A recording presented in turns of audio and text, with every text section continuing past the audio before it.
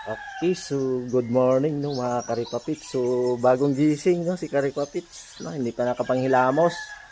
Tapos no namumula pa yung mukha kasi naglaro ang volleyball kahapon.